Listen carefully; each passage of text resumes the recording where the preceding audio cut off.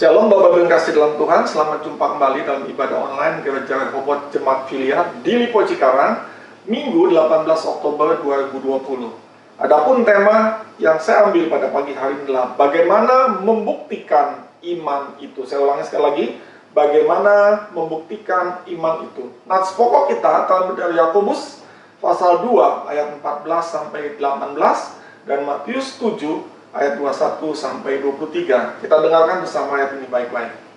Yakobus 2 ayat 14 sampai 18. Apakah gunanya, saudara-saudaraku, jika seorang mengatakan bahwa ia mempunyai iman, padahal ia tidak mempunyai perbuatan? Dapatkah iman itu menyelamatkan dia? Jika seorang saudara atau saudari tidak mempunyai pakaian dan kekurangan makanan sehari-hari, dan seorang dari antara kamu berkata, "Selamat jalan, kenakanlah kain panas dan makanlah sampai kenyang," tetapi ia tidak memberikan kepadanya apa yang perlu bagi tubuhnya, apakah gunanya itu? Demikian juga halnya dengan iman. Jika iman itu tidak disertai perbuatan, maka iman itu pada hakikatnya adalah mati. Tetapi mungkin ada orang berkata, "Padamu ada iman dan padaku ada perbuatan."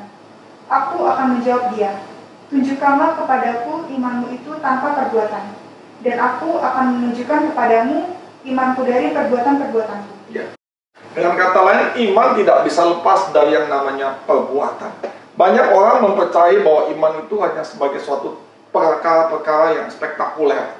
Kesembuhan ilahi, mujizat, orang sembuh dari sakit, ya. Lalu hal-hal yang luar biasa sehingga itu menjadi satu promosi sebuah gereja, menjadi satu pengajaran yang diutamakan oleh gereja, padahal bukan seperti itu. Sebab kesembuhan ilahi, mujizat, dan yang lainnya itu pun terjadi karena adanya perkenanan Tuhan, bukan hanya karena iman. Iman bicara tentang hal yang luas. Pada dasarnya, iman harus disertai dengan perbuatan, seperti ayat yang ke-17 tadi. Dan itulah yang akan saya bahas pada pagi hari ini. Kita mengatakan bahwa iman itu bukan hanya suatu kesembuhan ilahi, mujizat yang spektakuler. Kita lihat ayat ini baik-baik dan kita pelajari apa di situ. Orang yang telah melakukan banyak perkara, melakukan mujizat demi nama Tuhan, melakukan kesembuhan, melakukan hal yang spektakuler. Tetapi jika tidak disertai oleh perbuatan, pada dasarnya ia adalah mati. Kita lihat Matius 7 ayat 21 sampai 23. Dengarkan ayat ini baik-baik. Matius 7 ayat 21 sampai 23. Bukan setiap orang yang berseru kepadaku, "Tuhan, Tuhan," akan masuk ke dalam kerajaan sorga, melainkan dia yang melakukan kehendak Bapakku yang di sorga.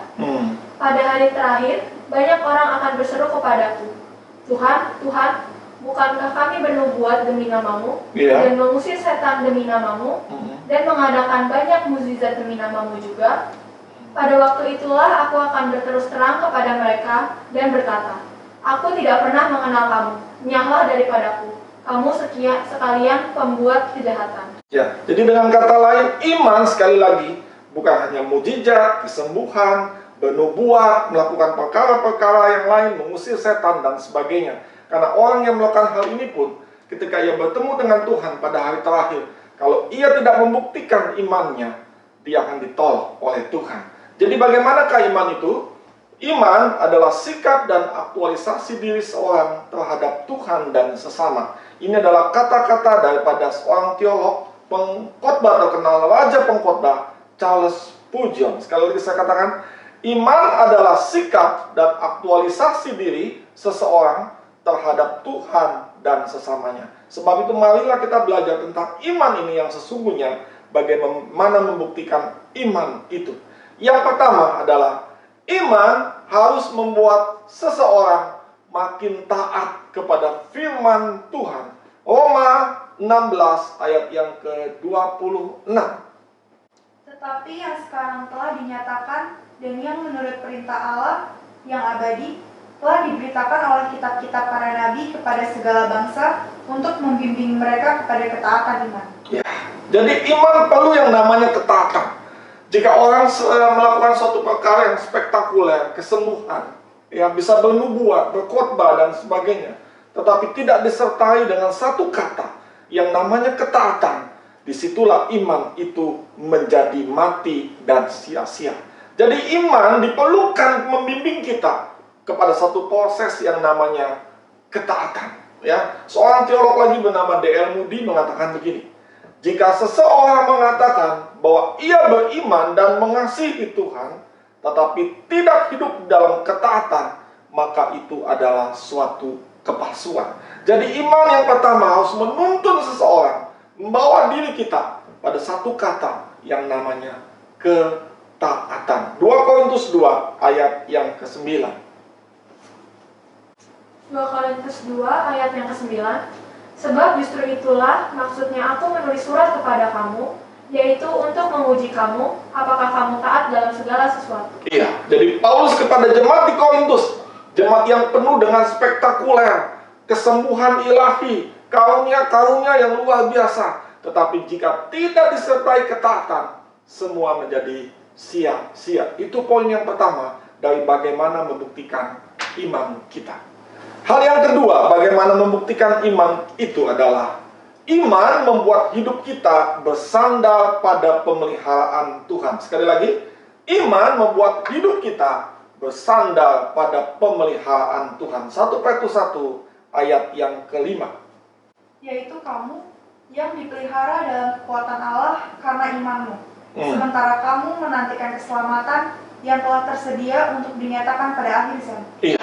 Jadi dengan kata lain, kita dipelihara oleh iman kita, membuat Tuhan kita bersandar pada Tuhan sehingga kita dipelihara oleh Tuhan, bukan oleh kepandaian kita sendiri, oleh pengetahuan kita sendiri, oleh kantong kita, oleh keuangan kita, oleh kekayaan kita, oleh pengalaman kita. Jika seseorang mengatakan beriman tetapi dia tidak bersandar pada pemeliharaan Tuhan, itu menjadi sia-sia. Karena Alkitab berkata, karena imanmu sementara kamu menantikan keselamatan yang telah tersedia untuk dinyatakan pada akhir zaman. Sekali lagi saya katakan, yaitu kamu yang dipelihara dalam kekuatan Allah karena imanmu sementara kamu menantikan keselamatan yang telah tersedia untuk dinyatakan pada akhir zaman. Sudahkah kita bersandar pada Tuhan sebagai bukti bahwa dengan iman membuat kita hidup bersandar pada pemeliharaan Tuhan? Itu yang kedua.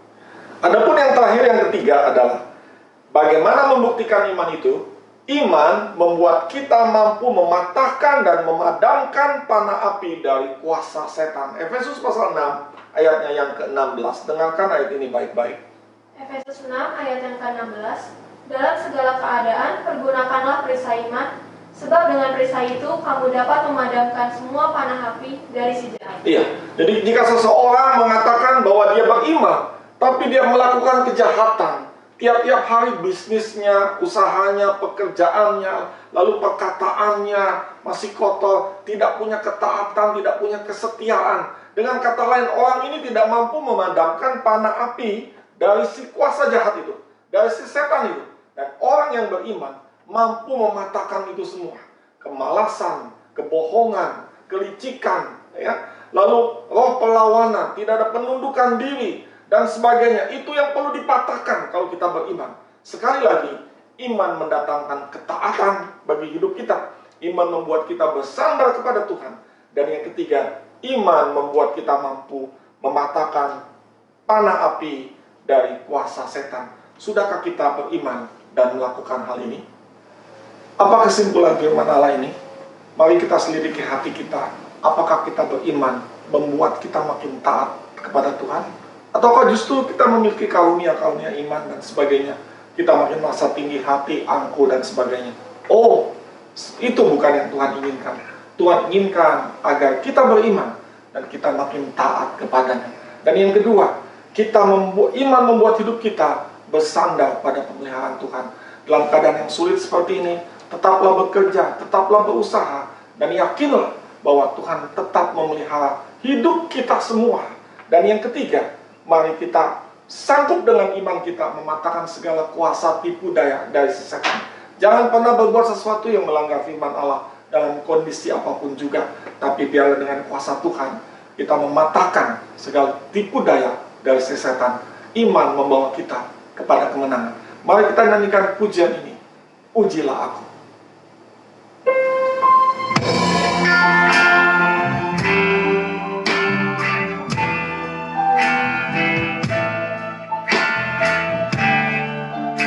Selidiki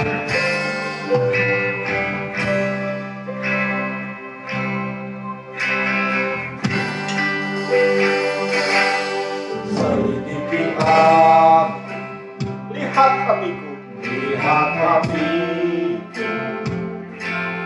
Apakah ku sungguh mengasihimu, Yesus? Kau yang maha tahu, katakan dan mengenal dan menilai hidupku. Tak ada yang tersembunyi bagimu. Telah kulihat kebaikanmu yang tak pernah habis dirimu. Katakan ku berjuang, berjuang sampai akhirnya kau dapati aku tetap setia. Katakanlah kulihat, oh, kebaikanmu yang tak pernah habis dirimu. Katakan ku berjuang, berjuang sampai akhirnya kau dapati aku tetap setia. Kau dapati aku tetap setia. Sekali lagi katakan, kau dapati aku tetap setia. Kita berdiam diri sejenak. Ya Tuhan, biarkanlah kami beriman, bukan hanya dapat mampu melakukan karunia-karunia, kesembuhan, hal-hal yang spektakuler, mujizat dan sebagainya. Itu semua juga terjadi karena perkenanan daripadamu saja. Tapi biarkanlah kami hidup Tuhan, membuktikan iman kami, untuk kami hidup lebih taat kepada Engkau, seturut Tuhan kebenaran daripada firman-Mu. Dan di masa seperti sulit ini, biarkan kami juga bersandar bahwa iman membawa kami akan pemeliharaan-Mu Tuhan yang indah. Apapun kesulitan hidup kami di masa pandemi ini, Tuhan menolong pekerjaan, usaha, pelayanan kami, kesehatan kami, makan, minum, dan sebagainya. Anak-anak kami Tuhan, karena iman kami percaya bahwa Engkau memelihara hidup kami. Dan lebih daripada Tuhan, apapun godaan yang ada di sekeliling kami, yang mencoba mengganggu hati dan pikiran kami, kehendak kami mampu mematahkannya dengan kuasa iman di dalam nama Tuhan Yesus Kristus. Sebab itu setiap orang yang mendengar firman yang ini, dimanapun mereka berada, tolong buka pintu hati mereka ya Tuhan, supaya mereka hidup beriman dan dapat membuktikan iman percaya itu sebagai suatu ketaatan yang mutlak hanya kepada Engkau saja. Kita tetap dalam sikap doa, kita pulang untuk menerima berkat daripada Allah saja.